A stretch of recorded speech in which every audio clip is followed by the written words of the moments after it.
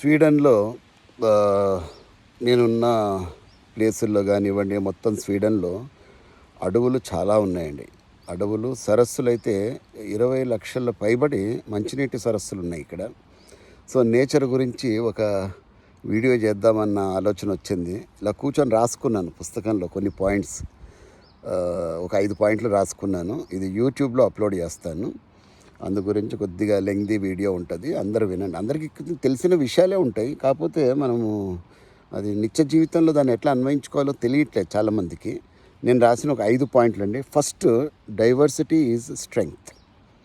అంటే ఈ జంగల్లో రకరకాల చెట్లు ఉంటాయి, రకరకాల యానిమల్స్ ఉంటాయి, బర్డ్స్ ఉంటాయి, క్రిమి కీటకాలు ఉంటాయి, ఇక ప్రతిదీ ఉంటుంది కదా ఇక్కడ. సో అవన్నీ ఉన్నా కూడా each play their own role. ప్రతి దానికి వాటి వాటి కర్తవ్యం నిర్వర్తిస్తూనే ఉంటాయి. తేనెటీగ ఉందనుకోండి, తేనె తుట్ట పెట్టడమే, పూల మీద వాలడము, మకరందం సేకరించడము, అక్కడ తుట్ట దగ్గరికి వెళ్ళడం, దాని పని అది సక్రమంగా చేస్తూనే ఉంటుంది. సో మనం కూడా జీవితంలో ప్రతి వ్యక్తికి వాళ్ళ వాళ్ళ బాధ్యతలు ఉంటాయి. నేను మొన్న కూడా చెప్పినాను, చిన్న పెద్ద ఏముండదండి.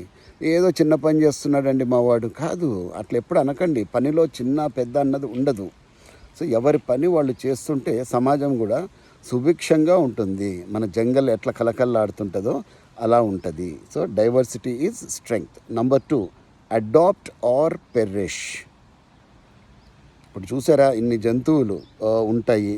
Only species that adapt to change survive. ఇప్పుడు ఇక్కడ ఇవాళ మిడ్ సమ్మర్లో ఉన్నాం మనం. మిడ్ సమ్మర్లో ఉన్న చలి పెడతా ఉంది. 15 డిగ్రీలో ఎంతో, 14 డిగ్రీస్ ఎంతో ఉంది టెంపరేచర్, ఎండ ఉంది. కానీ సో అవి ఆ వెదర్కి అడాప్ట్ అవుతాయి, వాతావరణానికి కూడా అడాప్ట్ అవుతాయి. ప్రతిదీ కూడా అది అడాప్ట్ అవ్వలేదనుకోండి, ఇంకా చావే శరణ్యం, పెరిష్. సో మనం కూడా ప్రపంచంలో ఉన్నప్పుడు, సమాజంలో ఉన్నప్పుడు రకరకాల పరిస్థితులకి మనం అడాప్ట్ అయిపోవాలి. నేను ఇది ప్రకారమే ఉంటాను అంటే నడవదు. You got to be flexible. And number 3, patient space. పేషెంట్గా ఉంటాయి. ఏది దాడి చేసే జంతువులు ఏవైతే ఉంటాయో మరి అవి కూడా కడుపు నింపుకోవాలి కదా. భగవంతుడు పెట్టిన పద్ధతే ఇది, మనుషులు పెట్టింది ఏం కాదు. సో కాబట్టి అది ఒక ప్రే మీద దాడి చెయ్యాలి అంటే ఒక ప్రెడేటర్ ఏదైతే ఉందో అది పేషెంట్గా వెయిట్ చేస్తుంది, తన సమయం కోసం వెయిట్ చేస్తుంది, గాబరా పడదు. ఆ టైమింగు, ఆ సమయం చూసుకొని దాడి చేసి దాని కడుపు నింపుకుంటుంది, దాని పిల్లల కడుపు నింపుతుంది. గాబరా పడదు. ఎక్కడ గాబరా పడిందంటే తప్పించుకుంటుంది. సో మన జీవితంలో మనం కూడా కొద్దిగా పేషెంట్గా ఉండాలి. మనం ఏమి వేటలేమి చేయట్లేదు కదా. మనం సభ్య సమాజంలో ఉన్నాం, ఎవరిని వేటాడక్కర్లేదు, చంపక్కర్లేదు. కానీ తొందరపాటు వద్దు అన్నది ఇది మనకు చెప్తుంది అన్నమాట. చాలామందికి కుక్క ఆత్రం ఉంటుందండి, ఆత్రపడుతూ ఉంటారు. ప్రతి దాంట్లో కూడా ఆత్రమే. తిండి దగ్గర ఆత్రం ఉంటుంది. లైన్లో నిలబడరా నైనా అంటే చక్కగా లైన్లో నిలబడరు. లైను ఎట్లాగన్నా సరే ముందుకెళ్ళిపోవాలి అని కొంతమంది. చూసారా ఎంతమంది ఈ తొక్కిసలాటల్లో చనిపోతూ ఉన్నారు. ఇదంతా కూడా ఆత్రంతో వచ్చిందే, గాబరాతో వచ్చిందే. ఇక్కడ ఆ గాబరా ఉండదు. అది దానికి మనం చదువు చెప్పలేదు, దానికి ఏమి డిగ్రీలు లేవు, అదేం స్కూళ్ళకు పోదు. అయినా కూడా స్వతహాగా న్యాచురల్గా నేర్చుకుంటూ ఉంటాయి. కాబట్టి ఆత్రం వద్దు. బండి నడుపుతుంటే ఆత్రం ఉంటుంది కొంతమందికి. సిగ్నల్ పడితే, రెడ్ సిగ్నల్ పడితే చిరాకు పడిపోతూ ఉంటారు. సో యాక్సిడెంట్ల పాలవుతూ ఉంటారు. కాబట్టి పేషెన్స్ అన్నది చాలా ముఖ్యము. ఓకే, సహనము అన్నది ముఖ్యము. 4వది, సర్వైవల్ ఆఫ్ ద ఫిట్టెస్ట్. మరి ఈ జంగల్లో ఉన్నప్పుడు ఎవరు సర్వైవ్ అవుతారు అంటే ఫిట్గా ఉన్నవే. దాడి జరిగినప్పుడు లేడి పరిగెత్తగలగాలి.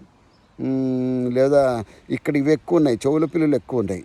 చెవుల ఏమంటారు, హెయిర్ అంటారు కదా, చెవుల పిల్లులు, ర్యాబిట్స్, దాన్ని హెయిర్ అంటారు, పెద్ద సైజ్ అనమాట ఇక్కడ. అలాగే అడవి పిల్లులు కూడా నాకు చాలా కనపడుతుంటాయి. నా ఎదురుగా ఇప్పుడు ఒకటి వెళ్ళింది అడవి పిల్లి, మనుషులు ఏం చేయవనుకో. సో ఆ చెవుల పిల్లి అలర్ట్గా లేకపోతే ఏమవుతుంది, దాని చేతికి చిక్కుతుంది. సో అలర్ట్నెస్ అన్నది చాలా ముఖ్యము. మనం కూడా అలర్ట్గా ఉండాలి. ఎవడు ఎప్పుడొచ్చి మనల్ని మోసం చేస్తాడో తెలియదు. కళ్ళబొల్లి కబుర్లు చెప్పే వాళ్ళకి మనం లొంగిపోతూ ఉన్నాము. అయ్యా, బీదడుపులు ఏడ్చే వాళ్ళకి లొంగిపోతూ ఉన్నాము. అసలు ఎవరు ఏంటి, అసలు does he deserve the help అన్నది మనం చూసుకోవాలి. కాబట్టి survival of the fittest. You should be fit enough. ఫిజికల్గా, స్పిరిచువల్గా, ఎమోషనల్గా, మెంటల్గా అన్ని రకాలుగా మనము ఫిట్గా ఉండాలి. ఓకే, మీకు ఫిజికల్ ఫిట్నెస్ ఉందనుకోండి మంచిదే, కాకపోతే మెంటల్ ఫిట్నెస్ చాలామంది దగ్గర ఉండట్లేదు, ఎమోషనల్ ఫిట్నెస్ అన్నది ఉండట్లేదు. దేనికో దానికి పాపం లొంగిపోతున్నారు. ఎందుకంటే నేను ఎంతోమందిని మనం చూస్తూనే ఉన్నాం కదా, మంచి అట్టాకట్ట బాడీ ఉంటుంది, అన్నీ ఉంటాయి. అబ్బా ఏందబ్బా ఈయన. ఫిలిం యాక్టర్లు కూడా పాపం కారణాలు ఏవైనా అవ్వచ్చు. కొంతమంది పిల్లలు ఫిజికల్ ఫిట్గా ఉంటారు కానీ ఆత్మహత్యలు చేసుకుంటూ ఉన్నారు. అది కాదు, ఎందుకంటే వాళ్ళకి ఎమోషనల్ ఫిట్నెస్ అన్నది లేదు. స్పిరిచువల్ ఫిట్నెస్ అస్సలు లేదు, ఈ మధ్యకాలంలో తగ్గిపోతూ ఉంది. అయ్యా, స్పిరిచువల్ ఫిట్నెస్ అంటే చాలామంది ఇంకో రకంగా అనుకుంటున్నారు. రోజు టెంపుల్కి వెళ్తే ఫిజికల్ అది స్పిరిచువల్ ఫిట్నెస్ వస్తుందా? అది కాదు. Spirituality is totally different from religious belief system. దాని డిఫరెన్స్ మనం తెలుసుకోవాలి. అది కూడా ఒకరోజు నేను వీడియో చేస్తాను ఖచ్చితంగా. So fittest of the fittest will survive in the jungle. And last but not least, balance is the key. Balancing అనేది ఉండాలండి. ఇప్పుడు కొంతమంది అంటారు, అబ్బా తేనెటీగలు కుట్టిందండి, ఈ తేనెటీగల్ని నాశనం చేసేయాలి. తేనెటీగలు లేకపోతే మనిషి చచ్చిపోతారు, తెలుసా అండి? మీరు కనుక్కోండి, కావాలంటే గూగుల్ చేయండి, లేకపోతే వేరే పుస్తకాల్లో చదవండి. తేనెటీగలు అన్నది చాలా ముఖ్యము. మనిషి చల్లగా ఉండాలి అంటే చెట్లు చాలా ముఖ్యము, కొన్ని జంతువులు చాలా ముఖ్యము. రాబంధు అంటారు, అసలు నిజమైన బంధువు. వెరీ ఏమంటారు, మనకు మంచి చేసే బంధువు ఎవరైనా ప్రపంచంలో ఉన్నారంటే అది రాబందే. ఎందుకంటే కుళ్ళిపోయిన పదార్థాలు తింటుంది, అది కుళ్ళిపోయిన మాంసాన్ని తింటుంది. అది లేకపోతే ఎంతో బ్యాక్టీరియా వచ్చి పెద్ద పెద్ద రోగాలు వచ్చే అవకాశం ఉంది, అంటువ్యాధులు వచ్చే అవకాశం ఉంది. కాబట్టి ఆ బ్యాలెన్సింగ్ అనేది ముఖ్యము. మనం కూడా జీవితంలో బ్యాలెన్సింగ్ అనేది చేసుకోవాలండి. వర్క్ లైఫ్ బ్యాలెన్స్ అంటారు, లేదా ఇక్కడ కొన్ని రాశాను, హెల్త్ విషయంలో బ్యాలెన్సింగ్, హార్మోనీ అన్నది ఉండాలి, ఫ్యామిలీ బ్యాలెన్సింగ్, ఇవన్నీ కూడా ఉండాలి. కొంతమంది ఆఫీసుల్లో ఉద్దండ పిండాలైపోతారు, సూపర్ ఆఫీసర్ ఈయన, మంచి పేరు వస్తుంది. ఇంట్లో మాత్రం is a failure father, is a failure husband. What is the use? అందుకంటారు ఇంట గెలిచి రచ్చగెలవాలి అంటారు. అన్ని రంగాల్లో కూడా మనము బ్యాలెన్స్ అనేది మెయింటైన్ చేస్తూ ఉండాలి. నేను చాలా బిజీ సార్, నా పిల్లలకి టైం ఇవ్వలేకపోతున్నాను. నో, టైం అందరి దగ్గర ఉంటుంది. You are unable to manage your time. So ఇక్కడ అన్నీ బ్యాలెన్స్డ్గా ఉంటుంది. ఎవరి పనులు వాళ్ళు చేసుకుంటా, జంతువులు, క్రూర మృగాలు కానివ్వండి, జంతువులు కానివ్వండి, క్రిమికీటకాలు కానివ్వండి, పశుపక్షాదులు కానివ్వండి, ప్రతిదీ కూడా బ్యాలెన్స్డ్గా వాటి పని చేసుకుంటూనే ఉంటాయి. సో మనం కూడా వారి చదువు లేనివి ఇంత బాగా చేస్తున్నాయంటే మనం ఇంకెంత బాగా చెయ్యాలి మనిషిగా. కాబట్టి మిత్రమా, దయచేసి 5 అంశాలు నేను కొద్దిగా రాసుకున్నవి నేను మీకు చెప్తున్నాను. ఇంకా చాలా ఉంటాయి. అది మీరు అధ్యయనం చేయండి. నేచర్ నుంచి మనం ఎన్ని పాఠాలు నేర్చుకోవచ్చో అవన్నీ కూడా నిత్య జీవితంలో మనము అన్వయించుకొని దాన్ని పాటిస్తే, ఆకలింపు చేసుకొని ఆచరణలో పెడితే ఇంకా అద్భుతంగా ఉంటుంది. సో మన నేచర్ని మనం కాపాడుకుందాం, మన అడవుల్ని మనం కాపాడుకుందాం. 15 ఆగస్టు రోజు కనీసము అందరికీ నేను చెప్తుంటా, మా స్టూడెంట్స్కి, ఒక మొక్క నాటండి నాయన. కనీసం ఒక్కొక్కరు ఒక్కొక్క మొక్క నాటండి.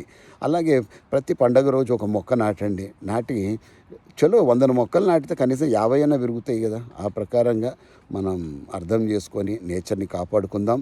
నేచర్ నుంచి జీవిత పాఠాలు నేర్చుకొని మనందరం కూడా ముందుకు వెళదాము. సర్వేజన సుఖినో భవంతు. May God bless you. Jai Hind. Signing off, Venugopal, Lakshmipuram from Gothenburg, Sweden.